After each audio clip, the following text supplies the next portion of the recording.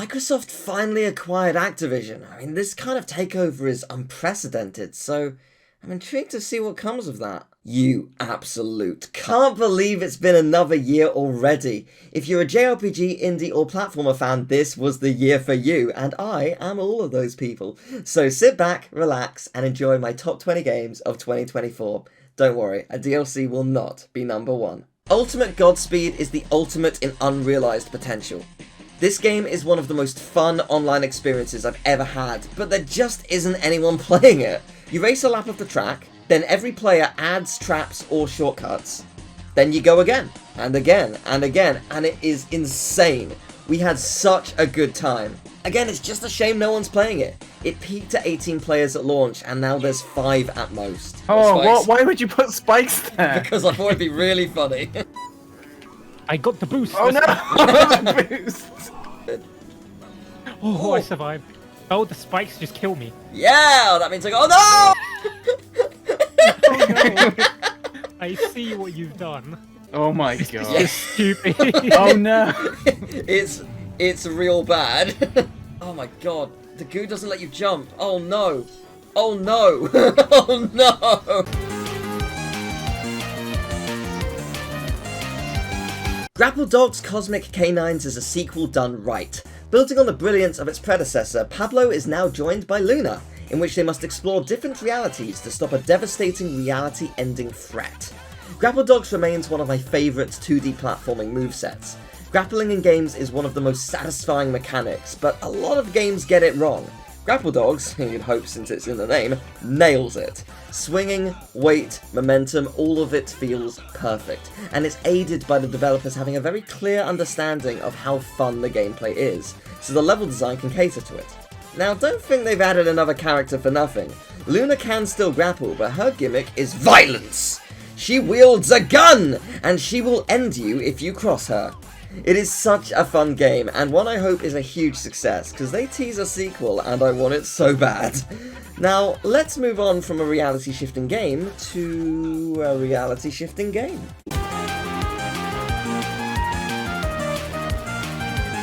Max Caulfield is back! Certainly not something I expected to say going into this year, but Life is Strange Double Exposure is such a fun time. And yes, that is indeed Max from the first Life is Strange. However, this time we've aged with her, and her powers have evolved. She no longer embarrasses herself in front of her classmates. She embarrasses herself in front of her students. Wow, great superpower. Oh, and she can no longer rewind time. She can instead create 2 different worlds. That's fun. And actually, it is. There's a parallel universe where your friend is alive and another where she's dead. So there's a lot of fun stuff that comes from that. Navigating what info you know about which version of each character is really interesting and pretty confusing at times. They definitely try and trip you up, but I'm not falling for that. This isn't my first Life is Strange rodeo. You think I'm just gonna spill all of my secrets to someone I've barely spoken to? Some people definitely did. And also, like every protagonist does several times in every game, so no judgment here. My only complaint is I wish they went harder with the concept. They could have made it confusing to keep track of, have something happen where you randomly switch and then later wake up and there's no indicator to know which world you actually ended up in. Deduction would have been key to gaining the right info and also not making a fool of yourself. But hey, who knows what the future holds? I have a feeling something big will be coming in the next game, and I'm ready for some hella epic times. Oh, they don't say hella anymore, do they? Just the first game? Really? But I thought the whole franchise was cringe. This time last year, actor Abubakar Salim set foot on the Game Awards stage to showcase a game they've been working on. A Metroidvania which deals with the grief of his father's passing. A game showcasing Africa's roots and culture, and that would promise to be a combat and platform-rich experience. He and his team delivered. Tales of Kenzera Zhao is indeed steeped in African culture, and it is wonderful. Games need to come from all over the world, sharing and teaching to people of all ages. I'm a 30-year-old white man, I don't know much about Africa, but it's so cool to learn. I or others might not pick up a book, but I'll play an engaging game for hours and soak in all that culture. I hope this is the beginning of a new trend, and perhaps it is. Last year we had Chia, this year we've had a couple games like Black Myth Wukong, which I sadly haven't played, and Stellar Blade also breaking a couple of boundaries. It's all pretty exciting. As Metroidvanias go, it's a great time. A beautiful world to explore, epic bosses, challenging platforming, moments that'll make you cry. It ticks all my boxes. Hey, wait a minute, this game is set in two worlds too. I'm noticing a theme here.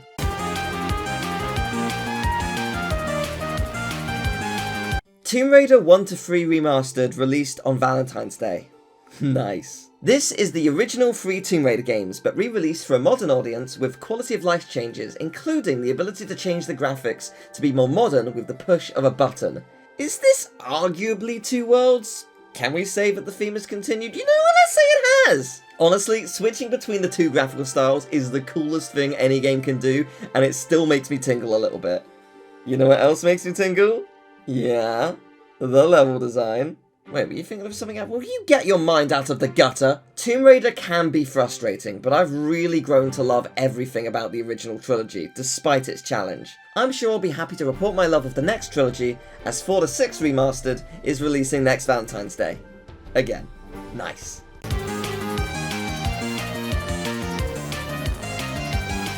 Nintendo, you are spoiling us! A new Mario and Luigi game? I thought the series was dead! Mario saves Luigi's life, and that creates a portal to another world. Oh, come on! Welcome to Mario and Luigi Brothership, where the gimmick this time is... Luigi is smart. I know it's hard to believe, but it's true. Luigi throughout the game will come up with multiple ideas that progresses the game forward, unless you go too far away from him, where he'll then beg for you to stop so he can catch up. Nothing says engaging like killing all momentum, it happens annoyingly a lot. But despite a couple of things I disagree with, it's a lovely return to form. Great combat, strategic new mechanics, wonderful worlds to explore, charming characters, and a new set of villains. There was a time where both a new Mario and Luigi game and a game with unique characters were an impossibility. It's nice to see in recent years Nintendo has decided to make things that people want. Crazy concept, but it might just work. Will this be the end of the series? At this point, I don't think so. The game is awesome, and besides, something else released this year that surprised us all, and I'll talk more about this game when we get there. Yeah, you know the one.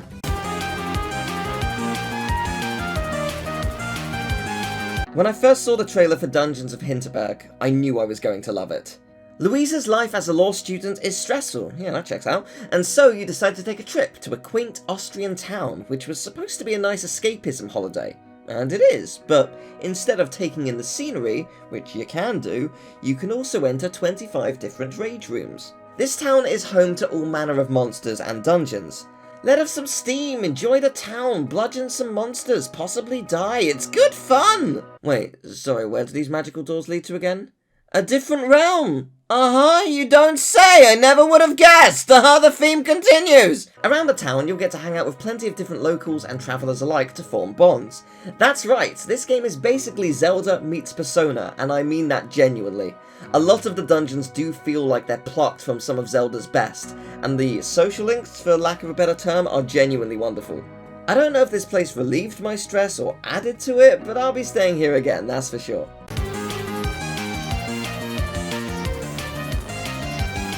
It is with great sadness that I have to announce the chain of multiple world games have ended.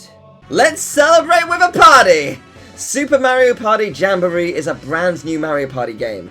But wait, it's a new game like the old ones? With new boards and new minigames and new concepts that people don't hate? Oh my gosh, it happened. It took, people would argue, 17 years, but we got there! I disagree, I love Mario Party 9, but whatever. Instead of singing this game's praises for ages, because I absolutely could, instead let me show you a montage of when I played a board blindfolded. I had my friends join me where one was an angel and had to tell the truth, and the other was a devil and could lie. They also had the potential to switch roles every 3 turns. I did this among other gimmick games, and if that sounds fun to you, check them out. But for now, here's a little montage. I mean, I don't know why I'm even bothering to look at the TV. It is completely irrelevant. This one's competitive. Okay, what? It is impossible. This is going to be... More to the right, more to the right. There you go. Come on. Go to the left. A little bit more. Left. Come Go on. to the left. No. Don't listen to him. Okay, there's Jump. no guiding you. No. Go. Now again. I feel like his misguide. Oh my worked. god! You and Wally were tied for second with 61 coins. Peach has 40 some. I've got 61 coins. Yeah. I'm blindfolded. Yeah. She bought a lamb? Trap. She got a lamb? Steel She trap. did not get a lamb. No, she I know that that's not in the game. And a second steel good trap. to know. This hail is so itchy. Shut up. It is sled to the edge, and then you release the... Hell. Oh my god. Go! Now! I thought I'd oh get shit, you. that's the wrong one. Now! Nice try. I had to, right? Yeah, can I have my sound back, please? Peach just fell and you got it. You Did I actually win? won. Yes! Yes! I'm a good boy. Yes! Thank you! I feel very squished. Yay! About to say, Oh I my think god, you're- it's so bright! Oh my god! Oh!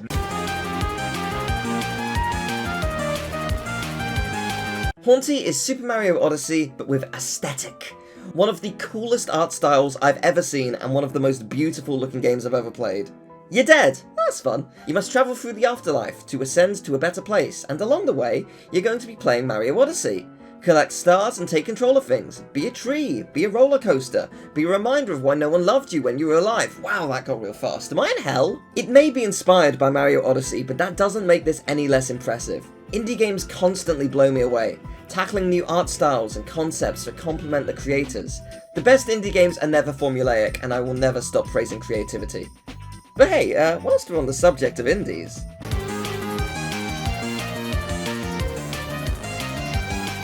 What a shame Hollow Knight Silksong didn't release this year. What's that, sorry? We have Silksong at home? Yes, Bo, Path of the Teal Lotus is very much a Hollow Knight clone, but a very good one. Visually, if you couldn't tell, you're looking at Teal a lot, which I'm kinda partial to. Also, everything else is gorgeous. The gameplay, as you'd expect, is fantastic. I mean, look at it. It's basically Hollow Knight gameplay. You know it plays well. It even has a mission to keep an egg safe without taking damage, which took everyone multiple hours and drove people mad. Here's a tip, if you're going to copy something, you don't have to replicate the worst bits. But hey, I'm not going to complain much. It's a fantastic game. If you're craving Silksong, pick this up. It'll satiate the craving. Now, before we move on to the top 10, let me quickly talk about some DLC and honourable mentions. Sorry, I've not played Elden Ring, but did you know there was more DLC this year? Did you hear that, Geoff? You can make a category for it! Splatoon 3 Side Order is absolutely incredible. A roguelike mode for Splatoon is so perfect, engaging, intense, and just another reason in an already large list to keep coming back. I'm sure we'll be singing Splatoon 4's praises whenever that releases, because, let's be real, Nintendo would be silly not to make it. Final Fantasy XVI also received its final DLC. Did you forget? Oh, that's fair, there are a couple of other Final Fantasy things that occurred this year. One of which is 14's new expansion. I'm sorry, I haven't played 14, but I'm currently doing a series playing through all the Final Fantasies, so I'll get to it eventually.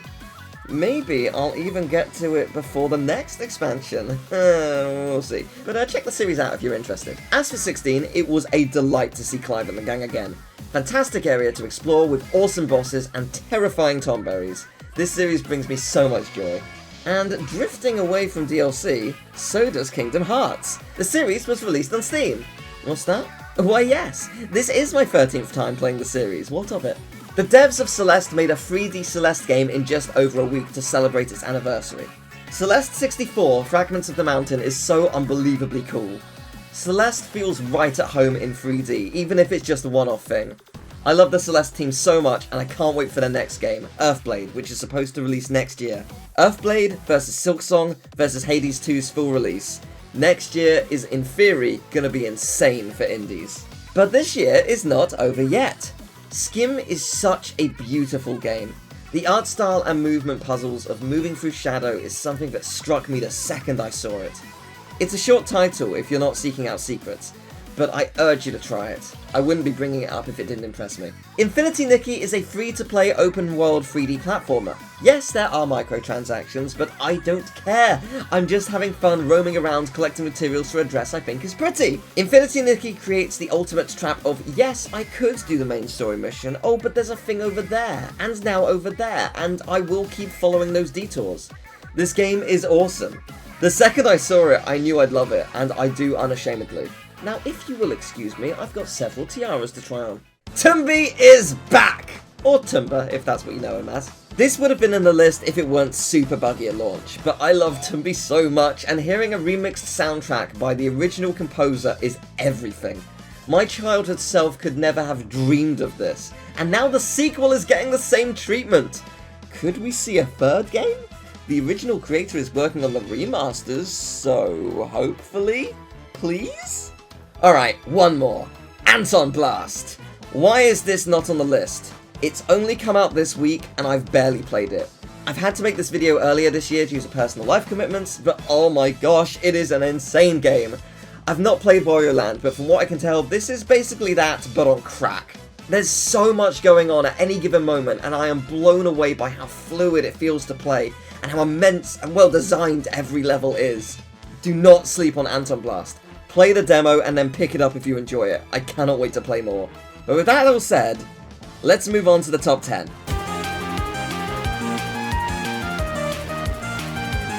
Cat Quest 3? Are you kidding? I didn't even know there was a 1 and 2, but meow, have I been missing out. When I first saw this, the art style made me purr, and the gameplay is feline good. Okay, I'll stop with the cat puns. This is exactly the kind of creativity I want from my indies. Puns galore, intriguing lore, silly characters that you come to adore, plus a host of challenging battles and secrets to uncover. I'll be counting the days until its sequel. It's setting up something big, and I cannot wait to see what.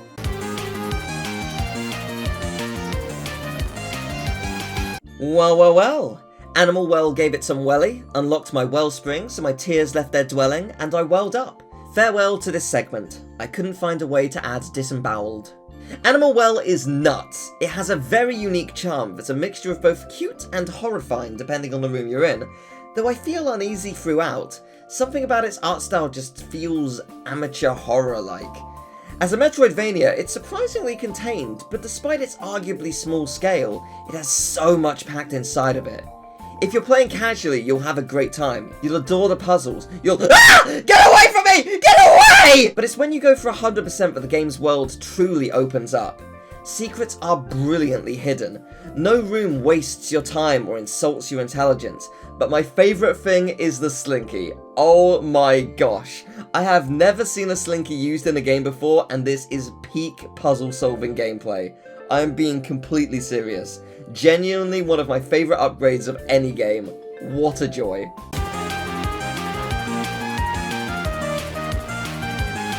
Sonic Generations is one of my favourite Sonic games alongside Mania.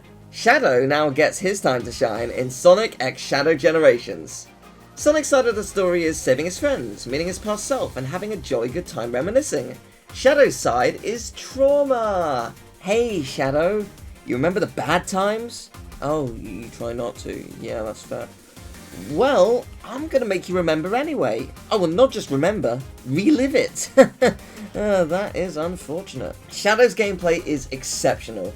The level selection is not only some of Shadow and Sonic's best, but the way they've been reimagined is incredible. Kingdom Valley from Sonic 06 is a heart-stopping delight from beginning to end, capturing every segment, including the max speed section, which I was so giddy about. Rail Canyon from Sonic Heroes brought me so much joy. The nostalgia is intense throughout. Sonic X Shadow Generations takes the best of Sonic and makes more of it, and that new content is arguably better. Sega said they want Sonic to rival Mario, and if you keep following this trajectory, maybe the franchise might just do it. Now bring back Blaze. Paper Mario The Thousand Year Door remake was a huge surprise when it was announced, but they did it! They remade the best Paper Mario and arguably made it better! I guess it depends on who you ask, but there's a lot of quality of life changes to reduce the repetitive backtracking, and the updated soundtrack is incredible. There's even a badge to play the GameCube soundtrack if you want that. It's such a faithful remake which allows a new generation of gamers to experience what makes Paper Mario so special. But the question remains, what does the future hold? There's no way to know for sure, but Nintendo did something crazy. In the span of 12 months, they remade both Super Mario RPG and Paper Mario The Thousand Year Door, and then made a brand new Mario & Luigi game, all of which were incredibly successful. I like to think Nintendo was testing the waters, and since Mario & Luigi and Mario RPG were outsourced, there's nothing to stop all three series existing. Imagine a world where 1 year there's a Mario RPG, and then the year after a Paper Mario, and then the year after that a Mario & Luigi, and then rinse repeat. An endless stream of quality Mario RPGs. I'd be down, but I guess time will tell.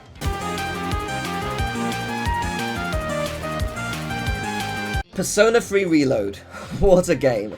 When talking about the Persona series, typically Persona 5 has the best gameplay, 4 the best cast, Persona 1 is in the house like carpet, and 3 the best story, and they really made the retelling of this story shine. New actors were brought in to voice the characters, which are huge shoes to fill. These characters mean a lot to many, but they did such a wonderful job. The cast are given a lot more screen time through optional hangout sessions which didn't exist in the original, which makes sense. It was a game from 2006 and they were trying something new, which propelled Atlus to new heights. And whilst they do fix a lot of the sins of the original game by borrowing from what they've learned since then, without completely overhauling Tartarus, you can't solve them all, no matter how much they try, which they really did. Please don't get me wrong, this game is a delight from start to finish, and Tartarus is a lot of fun to climb, and I didn't find it too repetitive this time around thanks to the evolution of the game and the many new ideas put in place. If you're a fan of Persona 5, you'll love Persona 3. You'll laugh, you'll cry, you'll game over because some segments are brutal, it might even change your life. But now we move on to our top 5. I cannot stress enough how incredible the top 5 games are. I kept changing their position in my head every day until settling on this order. So let's start with...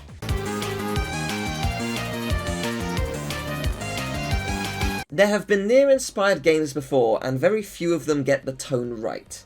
And I mean that in every department. The music, the gameplay, the story, the visual style. If any falter, the vibe is different. Stellar Blade nails it.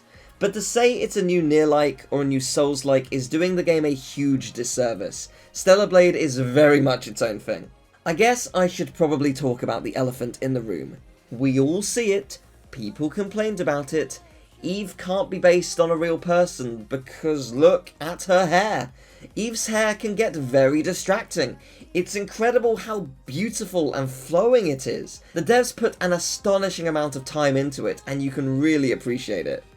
But no, seriously, the hair is incredible, I love it. Small criticism is that the story is kind of predictable, but I'm not playing this game for the story. I know I mentioned Nier is about the story, but I'm playing it for the combat. It's so fluid. The devs made it no secret they were inspired by Nier Automata, and yeah, I get it, you can feel it. But just because you've got a very versatile moveset doesn't mean the game will not punish you. Stellar Blade can be brutal at times. I played the game when I was ill, stopped playing to catch up on work when I got better. Got ill 2 weeks later, my luck is incredible, and then the first thing I did when I hopped back in was an optional boss fight. That was a brutal trial by fire to relearn the game, but it is so much fun. The key takeaway from this game is just fun. I have fun every time I pick it up. I'm sure I'll be revisiting Stellar Blade frequently for years to come.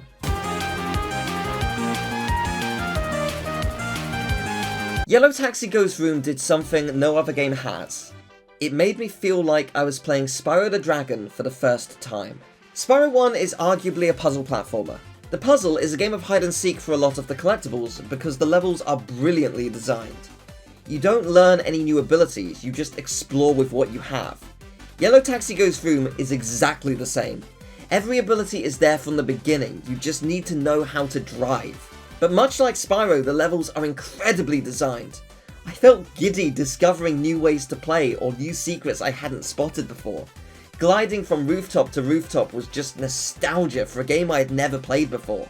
I'm struggling to think of another game that made me feel like that, but I will be forever thankful. I technically have a new childhood classic in my 30s, how many people can say that? If that wasn't a big enough sell, this game is very silly with fantastic humour throughout, which you should probably expect in a game you play as a taxi.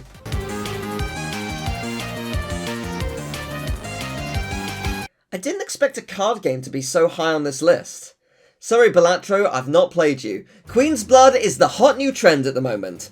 But what's crazy is they packed a huge 70-hour emotional action RPG alongside it. Final Fantasy VII Rebirth is the second part of a trilogy remaking the original Final Fantasy VII on PlayStation 1.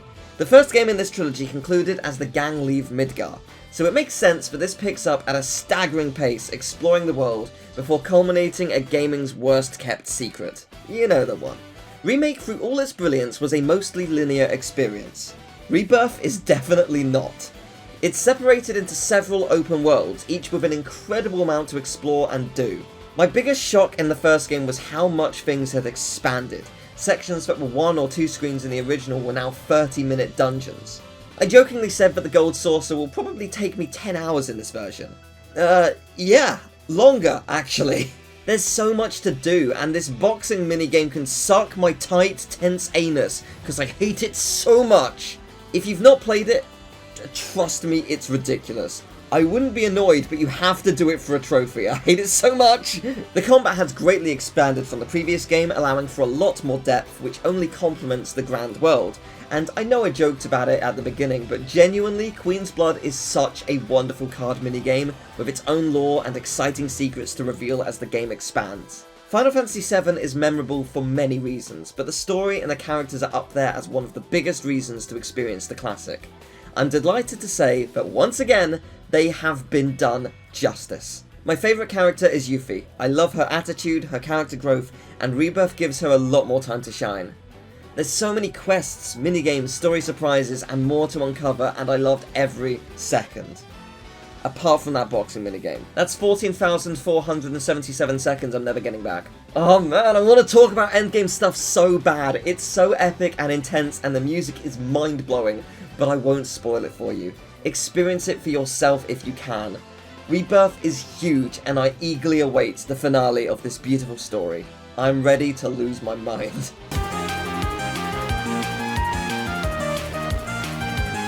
Astro Bot is joy personified. It feels like this was the year of nostalgia for me. We had Tomba, Croc, Spyro, sort of, and now we have Ape Escape, Loco Roco, and many others. Astro Bot is one of the best 3D platformers ever made. Full stop. A smallish team working magic and creating fun in every level. One of my favourite levels, you immediately get given an ability to shrink and grow, and I don't think I've seen this gimmick executed so well before. It's almost become its own genre at this point, but the shift between small and normal is so seamless and kind of beautiful. I could go on and gush about every level, but instead, I just want to thank the devs. Thank you for creating a truly wonderful platforming experience. Thank you for making me cry during the Loco Roco level. Thank you for introducing a new generation to these wonderful games. Gaming is about having fun and sharing that fun with others. This is going to be someone's first ever video game, and it's going to change their life. What a wonderful experience to have.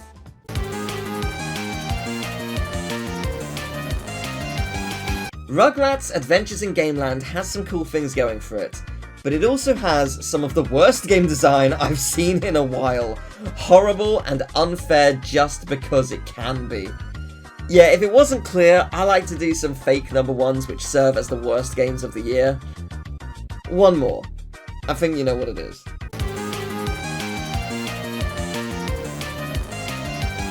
Concord. I mean, come on. What a colossal failure. The game itself isn't even bad, but oh wow, Sony poured apparently 400 million into this, only to discontinue it 2 weeks after launch. We've had other stinkers. Suicide Squad Kill the Justice League was, it's not great. It released the same time as Persona 3. Yeah, no chance, mate. Let's move on from bad stuff. Let's now celebrate a true number one.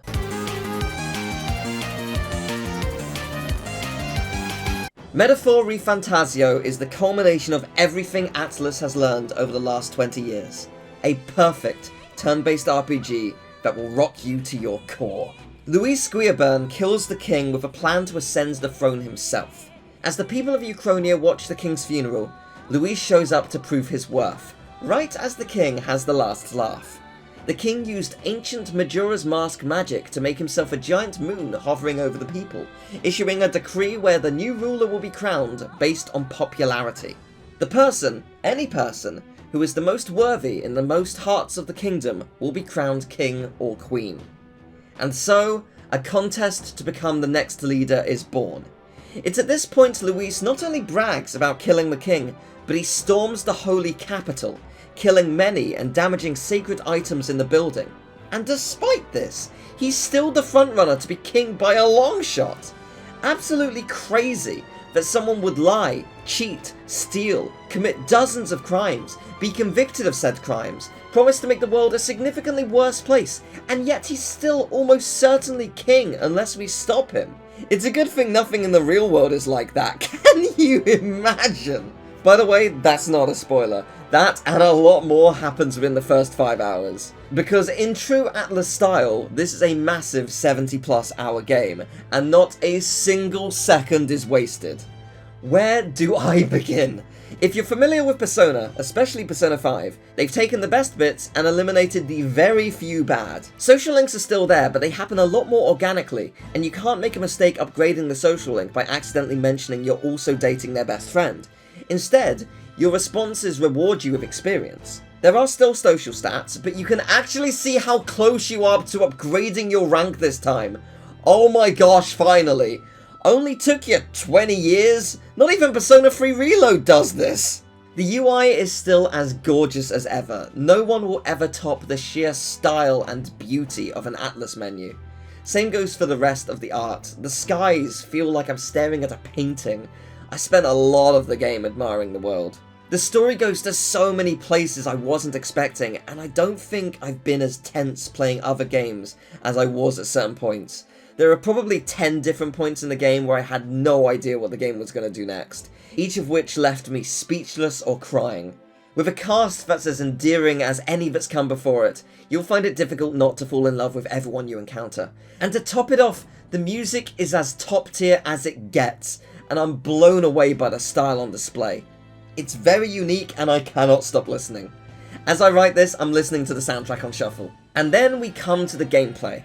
If you're familiar with Persona, this is similar, but also very different. The types of attacks are the same. You've got your fire, ice, lightning, wind, light, dark, 3 different physicals, and almighty, as well as multiple stat boosts and debuffs and whatnot. They all have different names, but they're generally the same, but Personas have been replaced with archetypes. With each new bond you forge, both you and your teammates can create archetypes, drastically changing your combat style.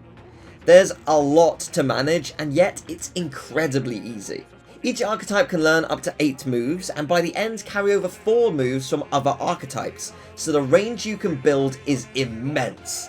In combat itself, all-out attacks and once more have been removed, but that's fine, because the turn mechanic is incredible. A team of 4 gets 4 turns. If you strike a weakness, you will get an extra half turn, so play your cards right, you can have 8 turns per round. You can also pass to the next person if you think that's a better strategy, and that will only waste a half turn, which I really appreciate. This system has a lot of depth, and you'll be working round the clock to try and reduce your opponent's turns too.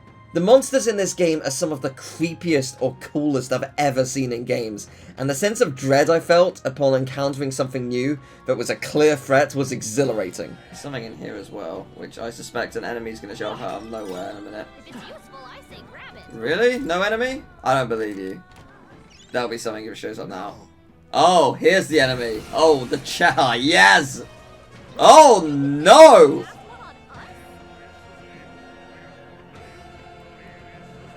Oh, that's awesome. Metaphor ReFantasio is a game I've been waiting for over 5 years. And now it's here, it was worth the wait. Persona 5 Royal was the gold standard for JRPGs, but I think that's been surpassed. I haven't been able to stop thinking about Metaphor since I finished it, and I already want to play it again. Thank you so much to the devs for all their hard work on this game. I cannot wait to see what's next. And thank you for watching. I hope you enjoyed the video. If you did, I would very much appreciate it if you would leave a like and subscribe, maybe share the video around. I also have a Twitch, a Twitter, a Blue Sky, and a Patreon if you'd like to support me and the channel. Tell me, what was your favourite game of the year? There is no wrong answer, there were so many amazing games. Was it something I said? Was it not on my list? I'd love to know. Thank you very much for watching. I'll see you next time. Take care. Bye-bye.